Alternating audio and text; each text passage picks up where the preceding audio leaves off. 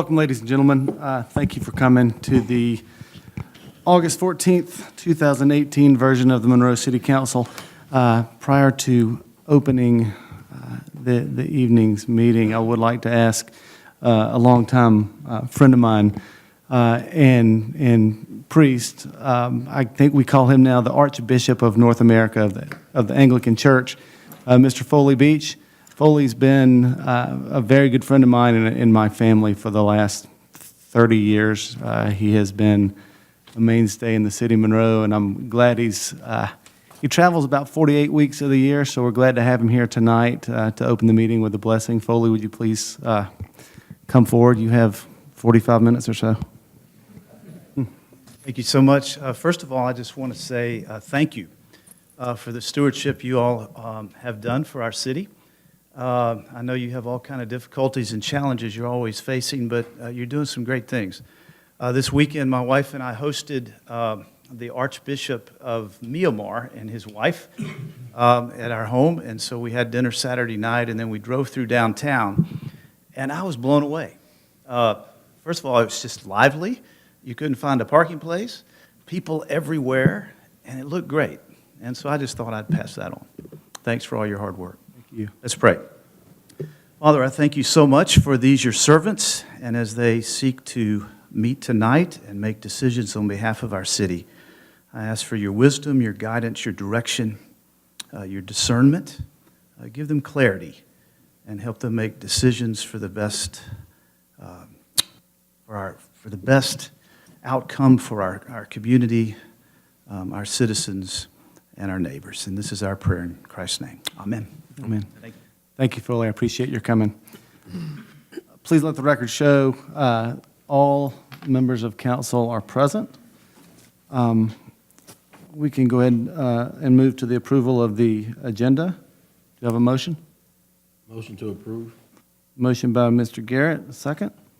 Second. Second by Mr. Dickinson. All in favor signify by saying aye. Aye. All opposed, like sign. Motion carried. Now I need a motion for the approval of the consent agenda for the items that we've discussed at our work session. Move to approve. I have a motion by Mr. Nathan Little. Happy birthday. I need a second, please. Second. Second by Mr. Dickinson. Any discussion? All in favor signify by saying aye. Aye. All opposed, like sign. Motion carries. Public presentation. I've asked my friend Joe Gargas, he has a PowerPoint presentation for the Monroe-Walton County Arts Council. Joe, would you like to come forward and tell us how first I mispronounced your name and then secondly proceed with your presentation? Well, thank you for having me here today. John, for kind of inviting me and the council for having me here, and also the public, and see some friends in the audience too as well. So I wanted to thank you all for the opportunity and just tell you a little bit about myself briefly and what kind of brought me here to Monroe. My name is Joe Gargas. Currently, I'm the Director of Exhibition Design at the Michael C. Carlos Museum at Emory in Atlanta. I've worked in the arts for over 25 years and had the opportunity to relocate to the Atlanta area with my wife, Elizabeth Messick. Some of you may have met her in passing as well. And we looked all around the perimeter. We were in the city for a while, and we looked all around the perimeter at all these wonderful little communities. And when we came to Monroe, we saw a community that was very interesting to us. There was this wonderful kind of antiques and boutique shops. There were small kind of mom and pop feel to the downtown. And then for me, being an artist and being in the arts, to see that there was a art guild in a building dedicated to it, to me was like, it really raised my eyebrows. Like, wow, this is really interesting. A city of this size in this development has committed to the arts. So we really kind of fell in love with Monroe. We saw the wonderful spaces. The topography here is interesting. The public's diverse here too as well. So, when we saw that, we decided we were going to, settle here in Monroe and made some wonderful neighbors in this great historic neighborhood here. But what I want to talk to you about a little bit today is give you a little bit of a heads up. Some of you may have seen in the community how where the Art Guild has now been rebranded, and there's been a development from within, partnering with the city to change the name. We're now the Monroe Walton Center for the Arts. And with that, I just wanted to present a little slideshow here, talking just a little bit about some of the things that have gone on. Okay, so we have a recent history I just wanted to give you. It was formerly the Monroe Art Guild, MAG, and rebranding began for us in 2015.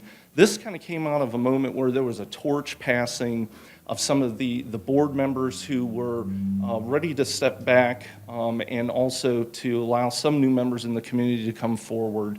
We wanted to think about the idea of how the Art Guild sounded very inclusive, and we wanted to kind of open the doors and celebrate this to the community a bit more. So the idea of rebranding seemed to fit hand in glove. We wanted to do this so that we could share the creative endeavors with all the greater Walton community, not just kind of an inclusive group. We wanted to form partnerships within the community and to refresh the physical part of the building, inside and out. There was also this idea to attract new community members, so really looking at the diverse groups within Walton County and the other satellite towns and cities that are in Walton County. We wanted to do this also to increase visibility and the usability of the resources that had already been invested there.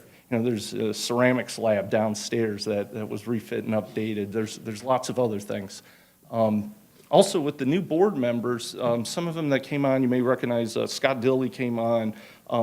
Mary Hester was part of that initial group, kind of getting the ball rolling and thinking about how we want to bring this institution more into the community and get the community to come there and kind of be the hub for all of the arts in Walton County. So we wanted to look at that and then try to garner more community support and corporate support for the arts. Just a little bit about the renewal that's going on here in Monroe. Some of it may be noticeable, some of it I would like to call to your attention a little bit. There's classes for children, teens, adults, and lifelong learners. We work to also organize public field trips. We've got trips coming up to the High Museum in Atlanta. We have a creative writing and book readings and poetry there now, and I'll talk a little bit more about that in a minute. We have ongoing art exhibitions and sculpture exhibitions inside and outside the building. There's a creative gallery shop that's also present. We try to fill the calendar now with programs and lectures, and we are looking to build community partnerships, some of which I will speak about as well. I just wanted to give a few statistics about the serving the community and to let you know the kind of growth and pattern that we're seeing here. So we offer over 500 classes throughout the year, including pottery, painting, weaving, glass arts, sculpture, photography, creative writing, among other things. We've seen recently a 300% growth in students taught between 2017 and 2018, with approximately 640 registrations for classes so far this year.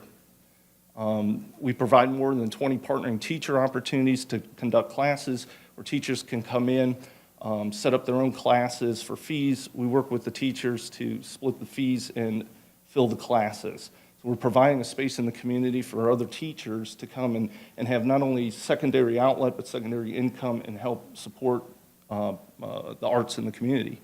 We offer over 100 free events annually where we provide cultural experiences to anyone in Walton County and Monroe for free. We serve 60 special needs adults, roughly, through specialized classes. And we also approximately had about 5,500 visitors in this last year. We're just starting now to take head count literally as people are coming in the door, and that's kind of a projected number for what we had. A few talking points about social media. We have an email blast that goes out to about 1,000 community members. Our membership is now over 200 artists, and we're doubling since last year with that. I looked today earlier, we're over 1,600 people following us on Facebook. And one of the interesting statistics I thought was the Monroe Walton Center for the Arts, it's the top-rated Georgia Arts Center in Google search. When you pull that up, we've got the most 5 stars, we're at the top, pop up on the map first. And that's kind of interesting to me. That says something about the community we serve. That's their feedback. That's not me telling you. That's people's feedback that turns up on Google that makes the town and the center look great. We're also, like I mentioned earlier, doing some community partnership, and so this is the idea of the hand in glove. So we're working with SCAD, Savannah College of Art and Design, who comes to our county, and through them, we're able to help them provide scholarships up to $14,000 to individual students, to these high school students here in Walton County. It's an opportunity where we bring kind of the big name to Monroe and use the Arts Center to help them provide their scholarships and tutorials to these students. We also have a very interesting project that's going on right now called ArtMD, which is a project that's kind of developing rather quickly, where we've partnered with some small businesses here in Monroe to provide these healing art kits to children who've been involved in traumas. These things can be distributed by EMTs and doctors and emergency rooms and that sort of thing to provide a creative outlet for healing change. So these kits are being developed, and we have more information about that if anybody's interested. We're trying to build some community initiatives here. We have a Monroe's Makers class where people can come Thursday to support local makers of handmade goods. We have a free writers group on Monday, and we also have scrapbooking on Tuesday. So we're even kind of pushing out to some of the craft and interactive things that are kind of popular right now, to get the community interested and get them in the door and provide them a resource for doing some of these interesting things. The Walton's Writers Group, this is a group that meets at the Arts Center monthly. They have writers coming from Walton, Athens, Barrow, and Gwinnett counties. It's already becoming a hub for local writers to come here to Monroe to participate in this class, which is very interesting, because in the beginning I was saying this idea of the Art Guild, this inclusivity. As soon as we open the doors up to all the arts, what you find is people are looking for those resources. And so by including the writers group, we've created a book nook off the main gallery where the local writers can bring their actual books for sale. We do readings and lectures from there, and we just had a very successful event on Saturday. It was standing room only there. And so we're kind of branching out that way. And also, some of you may have noticed on the interior, we've added a new classroom on that main floor, which also doubles as an event space for doing some income as well. So we were talking about this idea of community and community support. I put together just a quick tear sheet of some of the patrons that we have there. Obviously the city of Monroe has been very generous to us and very helpful over the last few years with repairs to the buildings. We couldn't have something this wonderful to develop without the city's support. And we also have some other community members that are also giving donations and showing support where they can, and it's much appreciated. So I want to talk a little bit about some of the costs and limitations for the Arts Center. A major portion of our budget is dedicated to the funding of the director's position and part-time help. No benefits offered.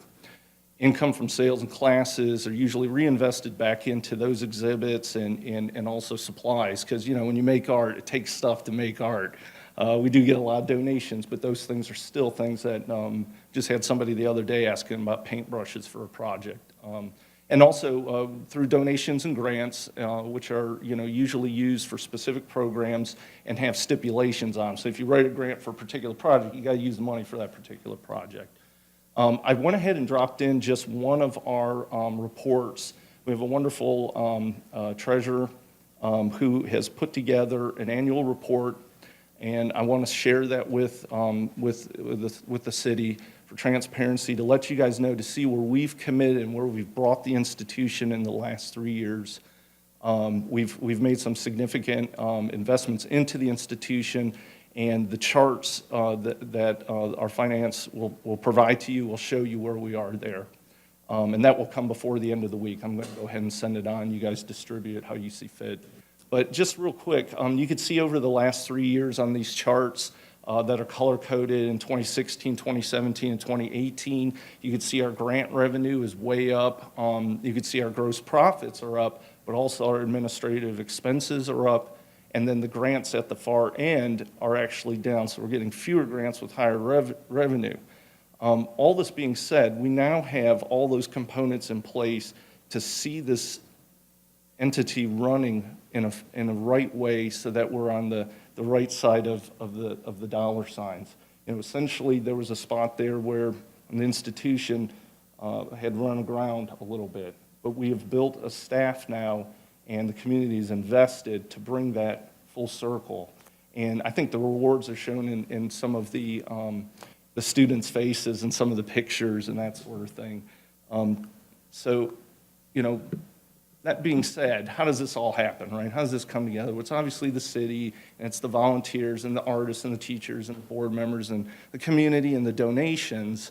But we also have one staff member who's full-time, who's here, Hope Reese, sitting here in the second row, who's really the, I don't know how to describe it. She's been the blessing, I think, that the institution's been needing. And I'm not saying that to embarrass you, but really to have somebody who can come into an institution and dedicate themselves in a way that shows what the potential is. Hope has been that for us. She's the only regular paid employee there. So all those statistics and all those things that happen, they do happen with volunteers and other help. But without that kind of organization at the helm, somebody who unlocks the door, comes in every morning, gets the computer up, checks the email, makes sure everything's going through with the grants, ties into everything else, Hope's that person. And so this presentation, I wanted just to, call to your attention. You may have seen some of those changes down the street, but I want to let you know that there are people who are invested in it from the community, and we want to become more transparent with the town and with Walton County. So that concludes my presentation.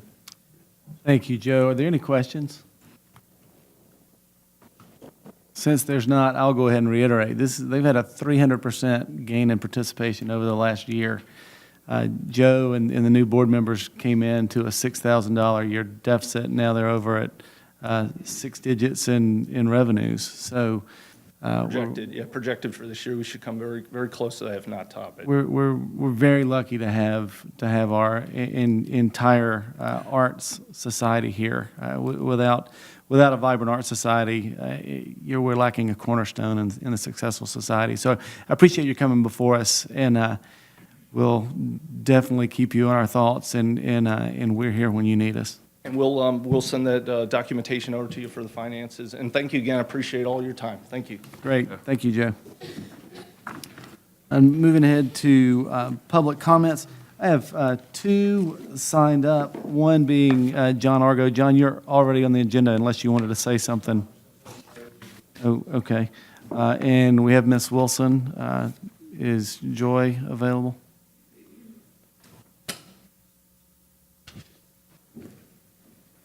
Ms. Wilson, you have 5 minutes. Hi, how are y'all today, City Hall?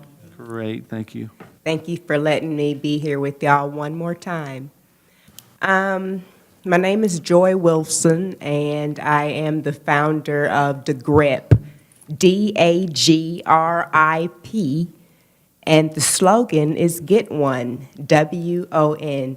And it's all about breaking the spell of ignorance within our communities, primarily myself, through literature, volunteer charity work, and entertainment. So today, I'm here to speak about a piece I entitled Effective Time Management. How is suitable and maintainable also to my benefit in being productive together as a unit and wholly as individuals, causing breakthroughs of trustworthy establishment that eliminates strongholds of doubt and fear and loss, constructive positive thinking and constructive specific action, effort and ambition, serving a purpose and setting out to accomplish it, commitment that encourages consistency in areas where it counts most, sincerity and genuineness, responsibility consciously claiming the purpose we serve, acceptance in being specific, experience gaining the vision for a future. Such a precious gem, the desire to be realistic, a sight to see against all odds that we can. Striving not to let the spirit of defeat that comes from negativity use us to hinder what should be an abundance of faithfulness to the just cause, the right thing to do, say, and mean, representing stepping stones and not stumbling blocks. With properly well-organized communication skill and multitasking that incorporates specific call to action, producing individual, necessary change for effectiveness as well toward others. Thank y'all for listening, and God bless you. I just wanted to say hi. Well, thank you for coming I'm in. trying to Joy. build my business. This is my little platform. Thank you so much. Y'all have a great evening. You too.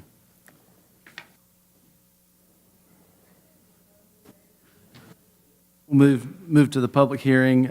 We have a variance request on 615 East Church Street. Mr. Kelly? Sir, thank you, Mr. Mayor. Like I said, this is a request for 615 Church Street. The applicant, Algen Investments LLC, seeks a rezone variant, not a rezone, but a variance. The current zoning is R1.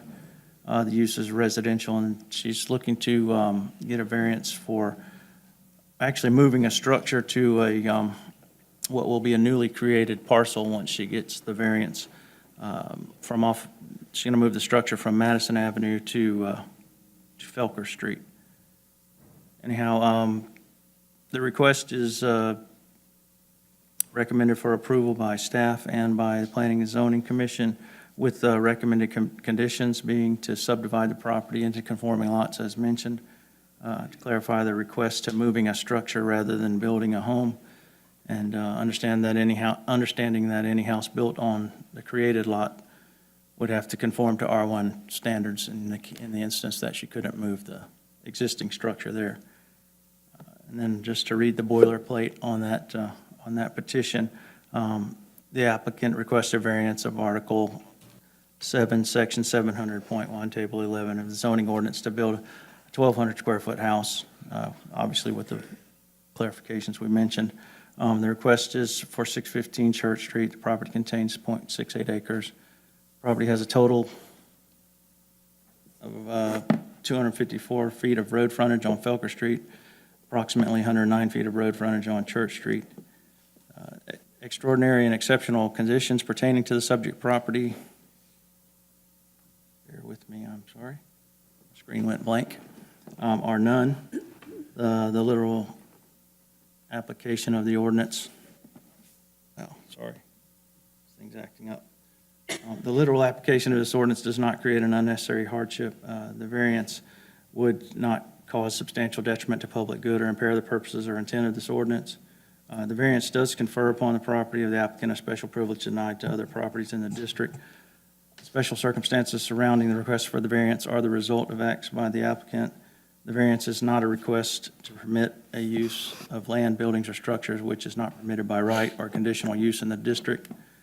The zoning proposal is not consistent with the construction and design standards and design criteria adopted by the City of Monroe. The The variance is not the minimum variance that will make possible an economically viable use of the land, buildings, and structures. And if you have any questions about that, I'll be glad to try and answer them. Are there any questions? Is the applicant here? Would you like to speak to the variance? My name is Jenny Van Estrom Willett. I'm the owner of Elgin Realty. I also own Elgin Properties. We have a history, a 10-year history of revitalizing old homes within the historic district. We've done some here in Monroe. We did our building, which is on 304 North Broad. We did 106 Bold Springs Avenue. I have 4 historic buildings that we've done in Madison. We're in the process of revitalizing our office in Madison. So what we'd like to do is take the little old white house on South Madison Avenue and move it over to Church and Felker so that the house is not destroyed. Okay, thank you. Are there any questions? Do I have anyone in the audience that'd like to speak for or against the variance? Hearing none, we'll declare this portion of the meeting closed. We'll come back and vote in just a couple minutes. Thank you for coming, Ms. Van Newstrom. Moving along to the 125 North Wayne Street variance. Mr. Kelly. Yes, sir. Thank you, Mr. Mayor. This is petition 1800221. Applicant Andrew Williams has a property located at 125 North Wayne Street. The existing zoning is B2, and the acreage of it is .6. Their proposed use is a commercial restaurant. They are requesting a variance to Article 7, Section 702, Table 12, Article 5, Section 520, Table 3, and Section 570.2 of the zoning ordinance. The request is for, again, 125 North Wayne Street. The property consists of a total of .6 acres. The property has a total of approximately 126 feet of road frontage on North Wayne Street. The Code Department and Planning Commission recommend approval of the variances. Extraordinary and exceptional conditions pertaining to the subject property because of size, shape, and topography are none. The literal application of this ordinance does not create an unnecessary hardship. The variance would not cause substantial detriment to public good or impair the purpose or intent of the ordinance. The variance does confer upon the property of the applicants a special privilege denied to other properties in the district. The special circumstances surrounding the request for the variance are the result of acts by the applicant. The variance is not a request to permit a use of land, buildings, or structures which is not permitted by right or by conditional use in the district. The zoning proposal is consistent with the construction and design standards and design criteria adopted by the City of Monroe. The variance is not the minimum variance that will make possible an economically viable use of the land, buildings, or structures. There's some notes there that we'd like to mention. The parking variance recommended for approval due to the large number of public parking spaces available in close proximity to the subject property. The front setback variance is recommended for approval to encourage the expansion of the central business district design parameters to adjacent streets in order to expand our downtown design. And the impervious surface variance is recommended for approval and may not even necessarily be necessary, but they're applying for it out of an abundance of caution due to efforts to comply and a net reduction of impervious surface on the property. Thank you. Are there any questions for Mr. Kelly? Mr. Andrew Williams is here. Would you like to speak in request of the variance? Thank you, Mr. Mayor, and the council for hearing this. We are very excited to begin this project. We think it's going to be good for the town and for everybody to see the, I guess, the downtown expand a little bit. I'd like to answer any questions that you guys have about the design or the construction. I think everybody may have seen the plans, but we've engaged with a very good architect out of Atlanta and a good design team so that we can create something pretty special for the town. So does anybody have any questions? You were wanting to move the building forward and put all of the parking in the back? Was that? So on the side, I guess it's on Highland, and then behind the building is where we wanted to put the parking, just so that we could be on Wayne Street, add sidewalks, and try to pull everything closer together. Okay. Is there anyone else in the audience who would like to speak in favor of this variance? Wally Cox, thank you. And do I have anyone in the audience who would like to speak against the variance? We'll take all into consideration. We'll have a vote in just a couple of seconds. All right, thank you. Thank you. Yes, sir. I'll declare this meeting, this portion of the meeting closed and allow us to move into new business, which are the items we just discussed. Regarding the variance at 615 East Church Street, I'll open the floor to any council members for, Mr. Mayor, as a Comments, point of order, I have to be recused on that matter. yes, sir, I have you down. Thank you. Any questions, comments? Would anyone like to make a motion? I'll be glad to offer the motion to approve. Thank you. I have a motion by Ms. Malcolm. Do I hear a second? Second. Second by Mr. Ross Bradley. Just point of order, is that motion for approval with the stated conditions as stated by the Yes. code office? With stated conditions. Yes, ma'am. Thank you. So the motion and the second remain, correct? Yes. Okay. Mayor. All in favor signify by saying aye. Aye. All opposed, like sign. Motion carries. Thank you so much.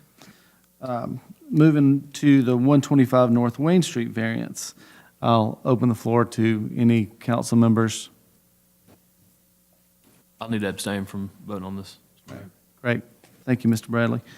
Mr. Mayor, I make a motion to approve the variance as requested. I have a motion to approve the variance as requested by Mr. Dickinson. Do I hear a second? Second.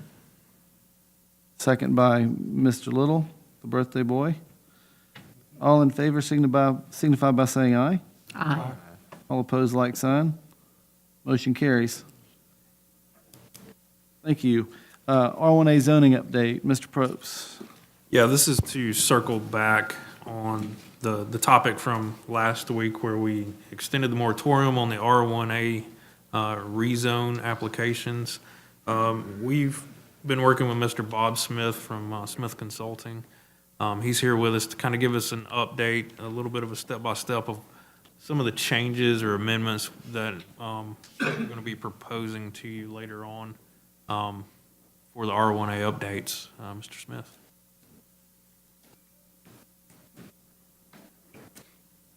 Thank you, Mr. Mayor, members of the council. My name is Bob Smith with Smith Planning Group. And I thank you for the opportunity to recommend a few revisions to the zoning ordinance to meet the goals and stated objectives of the resolution passed by you in February. I've enjoyed the opportunity to work with Mr. Probst and Mr. Kelly through this process, and I've reviewed the proposed changes with them. Well, I personally love a simple code because I have to work with them every day. Codes should be easy to understand, administer, and defend. Above all, they should also serve as the tool to foster the sense of place that is unique to Monroe. So, short of making the leap to a form-based code, we've hacked your existing code, if you will, to fix the standards in the R1A classifications that were actually promoting sprawl and requiring new construction that is antithetical to the character of Monroe. So the modifications we're proposing will promote a continuous street grid system, which will diminish traffic congestion, promote walkability, and create streets that are actually nice places to be and to experience. The modifications will apply some minimum design standards to new structures. It also require open space in each new development and discourage isolated and remote developments. So this is what we did, and this is being brief. I think you have a copy of the code as part of your pack that Mr. Kelly handed out. And if you suffer from insomnia, I can recommend this, okay? This is a good tool, right? So I'm going to be brief tonight. So the first thing we did is we modified the lot dimensions and setback standards, Okay, that's the number one thing we did. For developments of 2 acres or more, or 5 lots or more, the following requirements we recommended in lieu of minimum lot sizes, and they are, we limited the length of a dead-end street to 500 feet, okay? And limited the number of lots accessed by the dead-end street to 19. Now, in order to do this, we're going to have to modify of how a cul-de-sac is defined. The current definition is allowing designers and developers like myself to create an unending, single-access street system, avoiding interconnection to existing streets. So we're recommending that that you consider modifying the definition of a cul-de-sac. Right? We're also encouraging or allowing the code to encourage for street extensions and encourages existing streets to be extended into the parcel being developed, all right? That's going to encourage our street interconnectivity from older existing developments into the new developments and vice versa. We're requiring rear access alleys for developments with lots of 6,000 square feet or less. Okay? We're requiring a maximum block length of 600 feet unless an exception is justified, due to topography or barriers. Right? We're requiring a minimum of at least 5% open space on developments with a base density of 10 units or more. I don't think right now you have any provisions for open space. We're requiring street trees. We're requiring sidewalks on both sides of the streets with a minimum width of 5 feet. We're also prohibiting vinyl and aluminum siding in new developments with that base density. We also have a list of design standards for developments exceeding 2.5 units per acre to encourage architectural variety, transparency requirements, and use of materials. And finally, we're requiring a homeowners association in each new development, okay? And the declaration must be filed with the city attorney's office prior to final plat approval. Now, all that is written out in detail in the packet you received. Like I say, feel free to review it in your leisure. I can also answer any questions that you might have tonight. But again, I appreciate the opportunity to assist the city in this way. Great. Thank you for coming in. Thank you. Did you have anything else to add? Just wanted him to give a nice update on what we'll be circling back to. And of course, as you digest what we have here before you, we can always discuss and make modifications as we move forward. But this was, the output of what we've been working on over the past few months since we initiated the first moratorium. Thank you. Moving to the first reading of the Soil Erosion, Sedimentation, and Pollution Control Ordinance Amendment, Mr. Rosenthal. Thank you, Mayor. This is an ordinance to amend the Code of the City of Monroe, Georgia with respect to the environment for other purposes. The Mayor and the Council of the City of Monroe hereby ordain as follows. Article 1, amend Chapter 42, Environment, Article 4, Soil and Erosion Sedimentation Control, Sections 42, 136 to 42, 143 by deleting said sections in their entirety and substituting the following in lieu thereof. Article 4, Soil, Erosion, Sedimentation, and Pollution Control, Section 42, 136, definitions. Section 42, 137, exemptions, as stated. Section 42, 138, minimum requirements for erosion and sedimentation control using best management practices.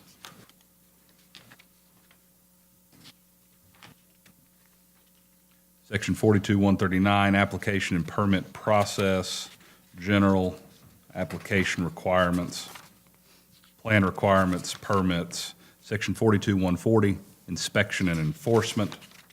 Section 42, 141, penalties and incentives, failure to obtain a permit for land disturbing activity, stop work orders, bond forfeiture, and monetary penalties. Section 42, 142, education and certification. Section 42-143, Administrative Appeal and Judicial Review, Administrative Remedies and Judicial Review. Sections 42-144 to 42-175 are reserved. Article 2, severability. Any section, clause, sentence, or phrase of this ordinance is held to be invalid or unconstitutional by any court of competent jurisdiction, and said holding shall no way affect the validity or the remaining portions of this ordinance. Article 3, all ordinances or parts of ordinances in conflict herewith are hereby repealed. Article 4, this ordinance shall take effect from and after its adoption by the mayor and the council of the city of Monroe, Georgia. This constitutes the first reading, Mayor, on the 14th of August. This is just a cleanup of your stormwater sedimentation control ordinance to continue to comply with the state mandated law. Be happy to answer any questions or refer them to Mr. Kelly. Thank you, Mr. Rosenthal. Are there any questions? That was the first reading. We'll be coming back to that in the next month. Next, we're moving into the Airport Commission. We have five applicants for nomination to a 3-year term for the Airport Advisory Commission. I'll entertain a motion to appoint Virgil Williams Jr., Mr. Bill Scott, Mr. Dan Nugent, Mr. William Chapman, and Mr. Cy Nunley for 3-year terms, each to expire on August 15th, 2021. So moved, Mr. Mayor. Second. I have a motion by Mr. Ross Bradley and a second by Mr. Dickinson. All in favor signify by saying aye. Aye. All opposed, like sign. Motion carries. Next, the MCI Metro Pole Attachment Agreement. Mr. Thompson. Thank you, Mayor. These are the two items that were on the agenda for the work session. Mr. Bradley asked me to get some more information. I sent out an email to all of y'all yesterday that I think explains where we at with this. I'll take any questions y'all may have. Are there any questions? Mr. Bradley? All good? Okay, I'll entertain a motion. Make a motion, we approve the MCI Metro Pole Attachment Agreement. I have a motion on the floor by Mr. Nathan Little. Do I? Second. And a second by Mr. Adcock. Any discussion? Hearing none, all in favor, signify by saying aye. Aye. All opposed, like sign. Motion carries. Mr. Thompson, moving on to the Unity Fiber Pole Attachment Agreement, please. Yes, Mayor, this is basically the same thing as the MCI Metro. Thank you. Any questions or comments? I'll entertain a motion. Make a motion, we approve the Unity Fiber Pole Attachment Agreement. Motion by Mr. Little. Do I have a second? Second. Second by Mr. Adcock. Any discussion? Hearing none, all in favor signify by saying aye. Aye. All opposed, like sign. Motion carries. Thank you. Thank you, Mr. Thompson. Moving ahead to Mr. Argo, who had signed up for public comment. This is a memo of understanding. MAP, American Management LLC, the Rowell Family Partnership LLLP, and Jane J. Still. Mr. I'll go Probst, ahead. you want to start it? Introduce that here. For about the past year, myself and members of staff have been working with MAB, I should say MAB, not MAP, American Management LLC, on their development. I'm sure you've all seen the signs out there at Highway 78, and about how we can negotiate to get this development moving forward in partnership with the city. And what we've come up with is a small list of concessions on the city side that I believe will be beneficial to both parties to get this project moving forward. And I've invited Mr. John Argo to come speak today on this MOU, kind of as a precursor before we get into what those details are. So feel free to come up, Mr. Argo. By way of introduction, I'm John Argo. I'm a development partner based in Charlotte for MAB American. MAB is an Australian company that invests throughout the United States and does commercial real estate transactions really all over the world. The American Partners IRC Inland Retail Centers out of Chicago, they have a nationwide footprint, approximately 200 shopping centers throughout the entire USA. We're here in Monroe because you have a great business climate. So I want to congratulate the city for that. You've got a business climate that's attracting investment, and we certainly think it's going to reward investment. That's why we're here. As Logan mentioned, you kind of got to walk before you run, and one of the essentials for any major development, and you can see it's pretty substantial in size, is infrastructure, primarily water, sewer, electric, gas, just kind of the basic utilities in the road system. We engaged, I guess it was about a year ago, Logan, and have tried to kind of work hand in glove with the city, also with the county, also with the state, moving the project forward. The retailers that we're working with for the shopping center need to know that we can build the shopping center that we've presented to them. And part of that is having water and sewer and utilities in place and road improvements in place. So really, we've worked on a memorandum of understanding, the MOU, with city staff, with city attorney, Rodney, Brian, Pat, some others here as well, to get us to this stage, the mayor. And really, the purpose of the MOU is basically a firm handshake. It's an agreement between the developer, ourselves, and the city to do certain things at certain times. Our goal in building the shopping center is to make sure the utilities in the shopping center, the utilities are ready and to be available for usage at the same time the shopping center opens, and we have to dovetail that. These particular utility improvements here have some fairly long lead times. They're all off-site. We have to bring water to the site, have to bring sewer to the site, have to make road improvements all up and down Charlotte-Rowe Boulevard, all up and down Georgia Highway 11. And because they require such a long lead time, we have to start way back here before we can start construction. So that's kind of the one-year run-up to where we are. The investment here for this company is somewhere in the magnitude of $80 to $100 million will be on the ground once we get everything in 3D and delivered. And we're looking at starting construction, hopefully first quarter of 2019, delivery of the shopping center, basically mid-year 2020. There is a second phase on the right-hand side of the shopping center. Those stores are slated for 2021 openings. Revenue-wise, this is a big cash register for the entire community. There's a lot of leakage, as y'all know, in out shopping from the county. Consumers leave the county to shop elsewhere, dine, lodging, and so forth. But this community, this particular shopping center kind of checks all the boxes. We've got hotels. There's a glaring need for hotels in the community. It'll bring restaurants to town that folks like to eat at. It'll bring all kinds of retail that's not present. Probably the primary retailer that's being sought by the community is a grocery store. We have a commitment from an upscale chain grocer. The emphasis tonight obviously has to be on infrastructure. I can't name retail names yet. There's a time for that, and that's down the road a little bit. But food, fashion, beauty, pet stores, shoe stores, all those categories that people are going to Winder, going to Lawrenceville for, going to Athens, going to Conyers, we'll be able to have them right here at home in Monroe. And Mayor, it's good policy to keep tax dollars at home. As you know, your folks in the city and then really county-wide, there's a lot of things that you want them to have and they deserve to have, but a lot of times it falls to commercial real estate to pay for that, and that will certainly be the case here. We see the potential, the generation potential of about $100 million a year in sales.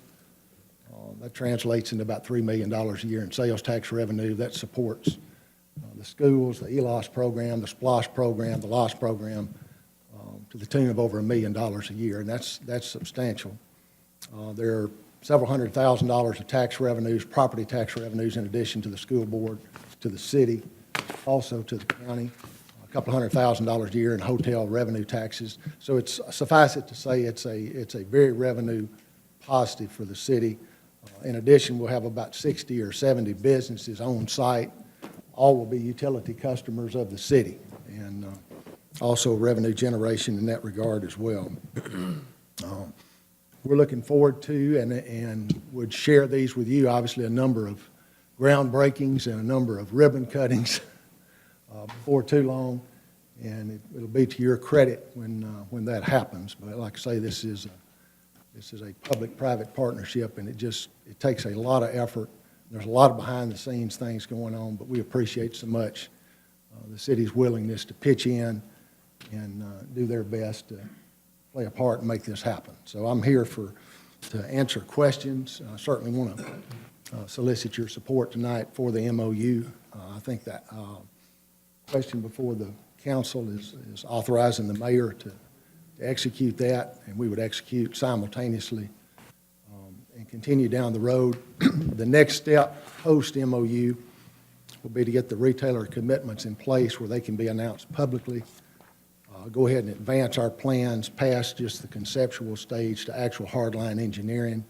And we would move from the firm handshake of an MOU to an actual formal development agreement that we would coordinate with your city attorney and ours. That'll have a lot of engineering exhibits and documents and a lot of firm timetables and timelines. That's several months out, but that's sort of the next time I think we would appear before council, I guess, to bring that to your attention then. So I'm here and available to answer questions tonight or really at any time. I think it's important to have a face to the project, and please feel free to contact me as you see fit.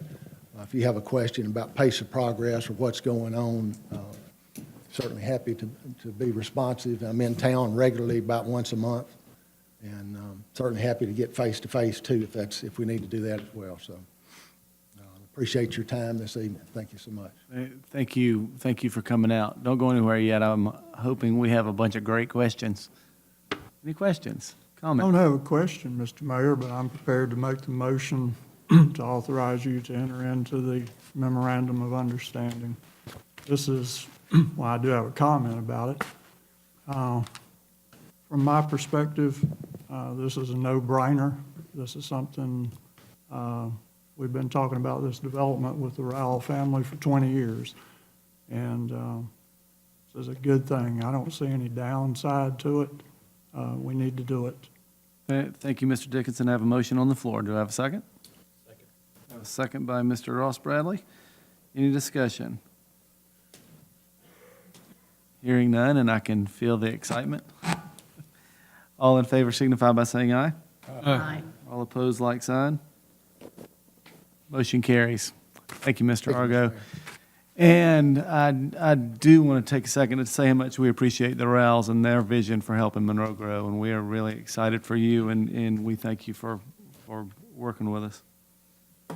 Now, ladies and gentlemen, I need a motion to adjourn to executive session, please. So moved. Second. Motion by Mr. Dickinson, a second by Ms. Malcolm. Any opposed? All in favor, like, signify by saying aye. I guess I did that backwards. Thank you. Motion carries.